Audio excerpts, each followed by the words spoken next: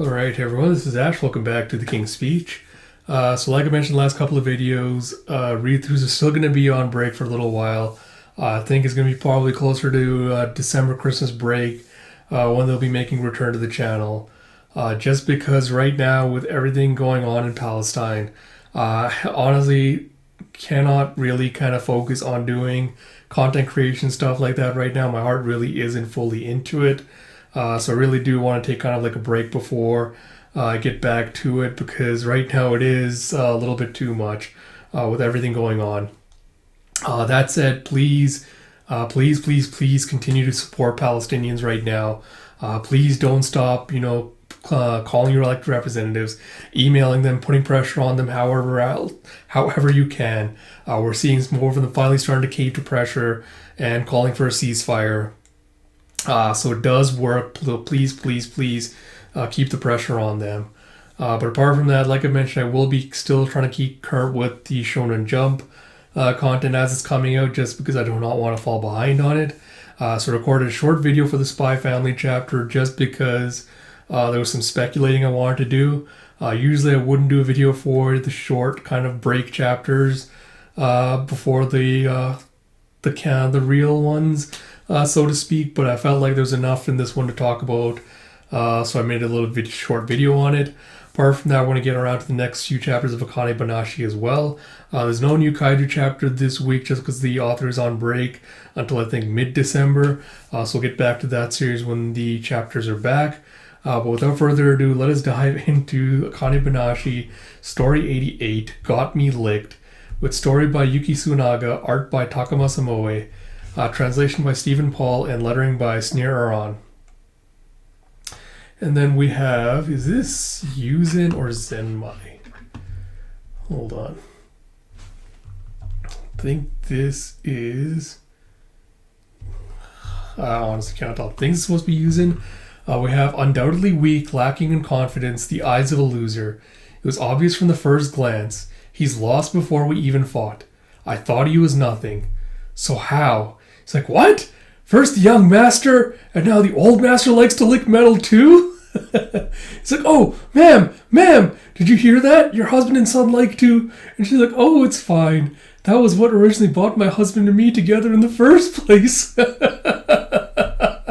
You see them just going up to like these little metal monuments and just like licking them together. Like it tastes like loach. Like, woo, it's like, how is it? You see this great reaction face. He's like, you too, ma'am? It's like, what the hell? He's getting a better reaction than I did. And his eyes. He's like a different person now. Bold, cocky, the eyes of a winner. He's like, hoping to make his son's dream come true, the old master placed a ladder against the pagoda so he could go up and lick the Gaboshi. When the young man saw his path was clear, he climbed up that ladder swiftly as a monkey. And when he reached his long-awaited Gaboshi at last, it's like, if you can make eyes like that, do it from the start. He's like, damn it. He's like, he's got me licked. And you see the audience just like uproariously laughing and cheering with applause. And Gakumon's like, digging up a story involves transcribing old, period-specific language into modern vernacular, sanding down the edges that do not fit the times, and adding new details when needed. And the performer must decide how it should be performed from the ground up. Only after all of that, when it's been tested and workshopped on stage, can it truly be called a work of art. This takes investigation, consideration, experimentation, and verification. It's nothing short of a true work of research. The only people who might recognize the years of work that go into such a thing are a very small handful of dedicated enthusiasts. The majority of the public might not ever realize. But at an event with this much scrutiny, things get noticed. The sheer effort, the brilliance, and you see on Twitter people being like, I never saw Koguma Arakawa before, he was pretty good. The Koguma Arakawa was incredible, not just his technical skill on stage, but to perform Gaboshi? No one does that story anymore. Can't believe I got to see it in person. It's like, I thought that Koguma Arakawa was only built for the hardcore audience, but it seems that the story he dug up isn't the only thing finally seeing the light of day. And you see Hikaru just giving him this look. He's like, what's with that look? So you really let your emotions show on your face, huh? Oh, she's looking just kind of like despondent. And she's like, I'm allowed to feel defeated, but I'm also a bit relieved. You really are Akane-chan Sr. You resemble her a little. And he's just like, I do? So, well, the old me wouldn't have accepted the offer to participate in this event. But after having a front row seat to someone who lives like her life like there's nothing else, it's like, spend time with the wolf and you learn to howl, I guess. It's like, but it's too early to get comfortable. And you see, as he's walking past, you see Kaisei and him just like walking by each other. So the real winner is decided next. And you have the Arakawa New Breeze produced by Iken Arakawa was a rousing success. But on this day, the greatest applause of all went to... And you see, no, kind of speculate we weren't going to get, or kind of thought we weren't going to get Kaisei's performance, but oh man. And you see Akane with the Kifukete. And not again, I told you that's the Edo rhythm. How many times I got to tell you the Kamigato and Edo style have their own taiko rhythms before you get it through your thick skull? He's like, yes ma'am, sorry ma'am. And you see Guriko's getting some training from Suruhana Kifukete. If you thought getting an invitation from Maikuru-chan meant you get a nice cushy landing here, you're dead wrong. You got that yet? It's like, yes, ma'am. It's a good answer. Have a candy. It's like, yes, ma'am.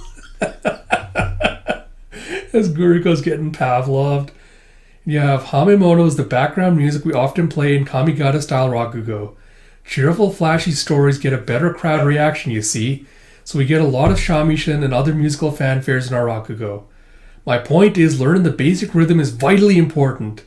Not that a Futatsume in Tokyo should really need these basic lessons. He's like, no, please teach me everything. I came here intending to start over from the beginning. Help me learn. He's like, one more time, from the top. He's like, yes, ma'am. He's like, I came all the way to Osaka for this. I'm going to absorb it all and make it my own. Because that's exactly what she would do. And he thinks back to Akane. So yeah, apart from that, not super a lot to say with this chapter. Again, really great art. Really did capitalize well on like the setup from the last chapter. I think this is the first I've got a really great reaction phrase from Akane-Banashi with Kogawa just doing like the look of disbelief as he's playing the character. That was solid gold. So really, really like that. I do love that in a chapter about, you know, translating like current vernacular and like things into like modern day context and stuff. We've got him using the phrase like he's got me licked as a meaning for like, oh, you know, like this character has been like he usurped like the guy like this guy beat me, he usurped me, all that kind of stuff. So I think that was like a really good, maybe unintentional touch. I don't know if that was like deliberately done, but that was a really, really good touch. I really, really liked that. Apart from that, I do like Gakumon's little monologue about like, you know, the amount of effort and time it takes, time and dedication it takes to transcribe old stories and kind of like repurpose them for a modern audience. Because again, I feel like the thing that Akane-Banashi does really, really well, and I think the reason why it's such a great work of art is it feel like it really is trying to get across just how much like time and effort and passion goes into Rakugo performance and like becoming a Rakugoka. I feel like the series really kind of does put a spotlight on like, you know, how much hard work it takes and like how much and why audiences like appreciate the passion and the effort that goes into Rakugo performance. So I feel like with sports series like this, like I feel like, you know, the author kind of trying to get across to the audiences like an appreciation and understanding for like the work that goes into art styles and performances like this. I think it really does deserve praise. And like it really does. I think we need like more series like this to highlight kind of like, you know, cultural things like this. So yeah, I really, really do appreciate those little notes like pointing out like, you know, yeah, there's a ton of work that goes into stuff like this. Apart from that, I do also love kind of like the subtle nods that, you know, with the way the media landscape has changed. There's now like different avenues opening up for Rakugo performance to kind of get your performances heard, to kind of establish your career and your brand image. Like there's now like so many different avenues and possibilities that might not have been around, like, years and years and years ago. So again, like I love these little touches, like kind of touching on, like, the changes and stuff in like Rakugo performance, like how it's been shifting. So really, really do like that. Apart from that, again, love how Kaisei is really being set up as like the one to be defeated, like, the prodigious golden child, the one that everyone kind of wants to surpass.